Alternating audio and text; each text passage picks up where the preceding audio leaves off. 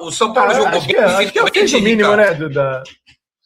Não, acho que fez o mínimo, que é ganhar do Bolívar, porque o Grêmio não fez, né? É um absurdo você não ganhar esse time fora da altitude. Ele não existe, irmão.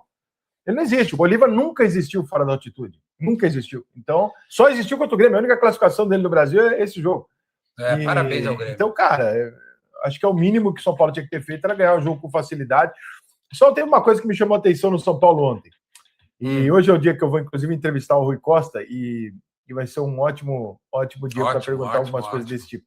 Olha como o São Paulo, olha o momento em que o São Paulo chegou na sua incrível história. A escalação do São Paulo ontem tinha algumas peças que explicam muito, talvez, do porquê que o São Paulo esteja onde ele está. E talvez tenha alguma coisa conceitual por trás disso e não apenas uma questão de azar. O goleiro do São Paulo foi reserva do Cruzeiro e do Galo a vida inteira. Certo? Rafael. O lateral do São Paulo direito ontem é um reserva nos anos anteriores. O direito o lateral esquerdo é um cara que foi... Não, o Lucas Ramon não. O Lucas Ramon era titular. O lateral esquerdo é o tal de Bula, como é? Que veio reserva a vida inteira. Tá. Um dos volantes do São Paulo, do Mirassol, não tem dois jogadores do Mirassol. Um jogador que veio do Sport, que é o Sabino. Você tem um lateral reserva a vida inteira. Você tem um volante do Mirassol. O outro volante do São Paulo era reserva na Lazio. Bom jogador, mas era reserva na Lazio. Marcos Antônio. E tá faltando mais um aí também que era reserva durante boa parte da vida. No banco de reserva tem mais 3 jogadores que eram... o Newton. Newton e Arthur, mais 2 reservas do Botafogo. Cara, aí você vai no banco de reserva do São Paulo, tem mais uns 2 ou 3 jogadores desses que eram reservas em times menores do que o São Paulo. Cara, não tem lógica. Um time do tamanho do São Paulo buscar jogadores reservas de times inferiores ao dele. Não faz sentido nenhum. Faz sentido você falar assim, tô contratando reserva do Manchester United. Ok. Agora, isso diz muito sobre o elenco do São Paulo, né? Sobre a montagem desse time. Mas, Ricardo, permita-me discordar, debater contigo. Eu quero colocar o Alê nessa conversa também, porque muitas vezes o perfil de montagem de elenco de times que estão quebrados ou clubes, né, que estão sem poder nenhum de comprar, de adquirir jogador e tudo mais, é a criatividade, né? Tu ter que buscar alternativas mesmo, jogadores que estão no momento ruim, o cara atrás. Se tu pudesse ter dinheiro, tu compraria o titular de algum outro time. Quando tu não tem, tu vai no reserva, no cara que está escanteado, no cara que está numa fase descendente. É assim que funciona. Eu vou te dar um exemplo, que inclusive o Rui Costa, que tu vai gravar hoje com ele, acho que tem muita coisa para te conversar, protagonizou aqui no Grêmio. O Rui é quem traz, por exemplo, o Jeromel desconhecido de Portugal, da Alemanha, da Europa, que estava lá, que ninguém sabia quem era. Mas peraí, o Jeromel... Não, peraí. O Jeromel ganhou o prêmio de melhor zagueiro da Bundesliga pelo Colônia. Tá, então deixa eu só seguir no raciocínio. Era até capitão, né? Ele chegou a ser capitão. O Colônia caiu naquele momento, né? Então, realmente, sim. O Jeromel é um achado.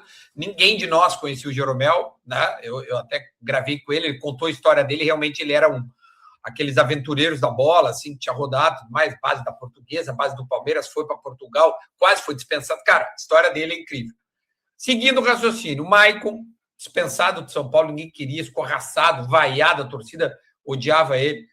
Cortez, também já numa descendente, Léo Moura, cara, Edilson, ou seja, a montagem de um elenco que acabou sendo campeão, ela se dá dessa forma, velho. Mas pode ser o início de um processo. A folha do São Paulo não é barata, não, viu, Duda? A folha do São Paulo não é barata. Esse é o ponto, é o que se paga para os caras. Agora, o principal é o seguinte, cara, você pode ter jogadores desses times, é óbvio que sim. Você monta times campeões com jogadores desses times, jogadores com fome. Mas você tem a espinha do time, a espinha dorsal do time, você tem vencedores.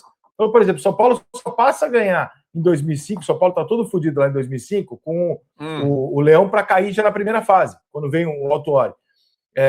O São Paulo para ganhar não é exatamente porque o Autuori chegou, não.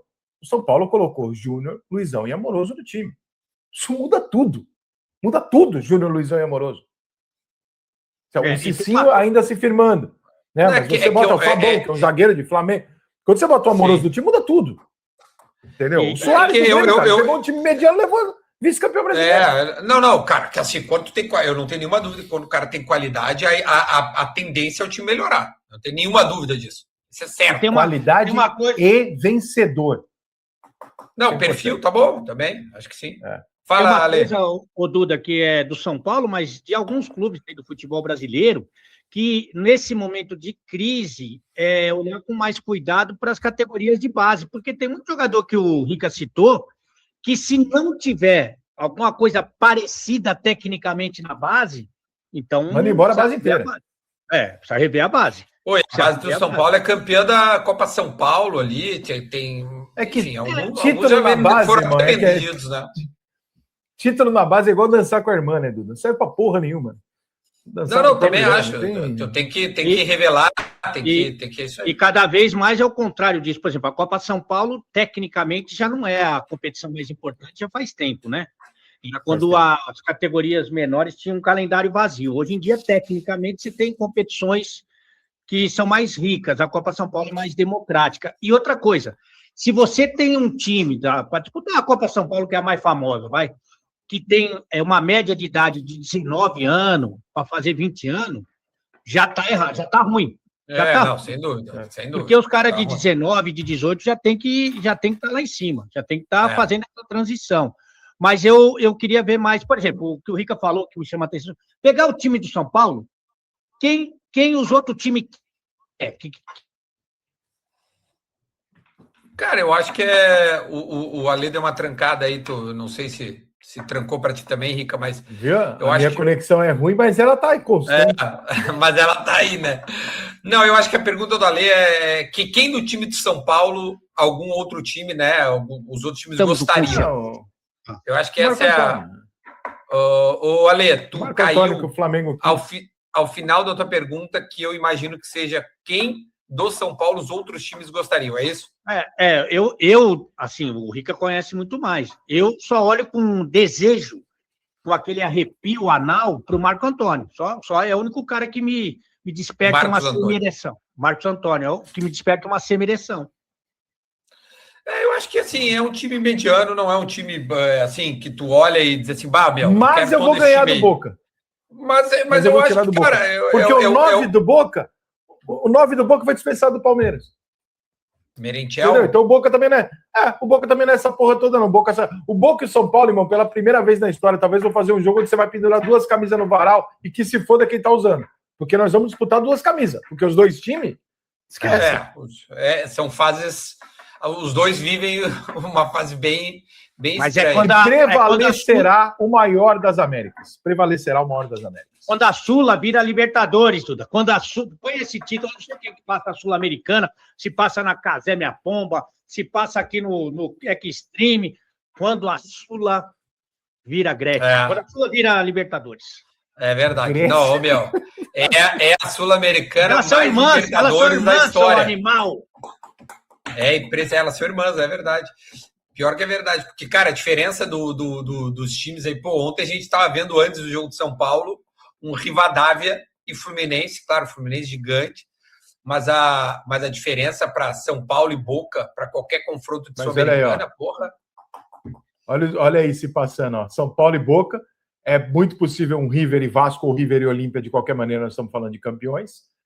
Galo e Santos é possível. Nossa, né? Aí o Botafogo, infelizmente, vai deixar essa parte de baixo aqui mais pobre pelo jeito.